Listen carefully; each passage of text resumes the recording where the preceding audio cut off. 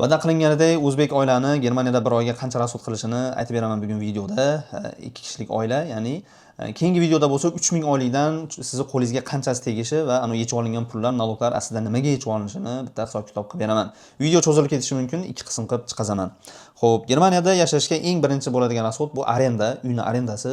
Men uyimga 430 euro to'layman va bu borada juda ham omadim kelgan desam bo'ladi. Xudo bir nasib qilib qolgan arzonni, chunki men shaharning deyarli markazida turaman, sentrga juda ham yaqin, metroni yonida va 2 xonali. Odatda bunaqa uylar yaxshigina bir 500-600 euroni u yoqda turadi. Masalan, Münchenda, Frankfurtda yashaydigan o'rtoqlarim bor, ularda uy 1,5 ming oyiga to'lashadi. Xuddi shunaqa 2 yoki 3 xonali uyga. Shu joyda kichkinagina e'lon, yopiq Telegram kanalimda Germaniyaga kelishni o'rganishni allaqachon boshladim, darslar joylanishni boshladi, video materiallar, shablonlar, har xil namunalar, o'quvchilar allaqachon o'zining rezyumesini yasashni boshladi. Siz ham o'tib Telegramda shartlar bilan tanishib, a'zo bo'lib o'rganishingiz mumkin.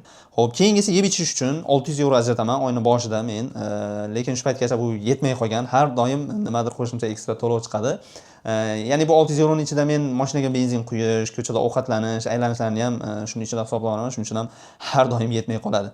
Keyin kommunal to'lovlar, svet va gaz uchun 140 euro to'layman. 70-70 dan, ya'ni uyning otopleniyasi gazda qizadi va bu menga aslida arzonroqqa tushadi. Masalan, tokda qizadigan otopleniyalar bor, ular yanada qimmat. Va har oyda ekstra nimadir to'lovlar chiqib turadi. Masalan, bu oyda mana o'sha otopleniyani texnik yilda bir marta texnik ko'rik bo'ldi. 150 euro qo'shimcha to'lov degani. Xo'p, buni hisobladik. Endi proyezdnoy. Ayolim o'qishiga borib kelish uchun odatda endi mashinada olib boraman ko'pincha, lekin baribir zapasda proyezdnoy ham olib qo'yamiz. DB tiket 63 euro.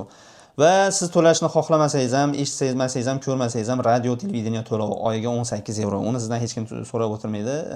Urib tepib to'latishadi. Xo'p, bu videoning birinchi qismi, ikkiga bo'lmasak video cho'zilib ketar ekan. Shuning uchun ikkinchi qismini keyingi videoda profilda kutib qolinglar.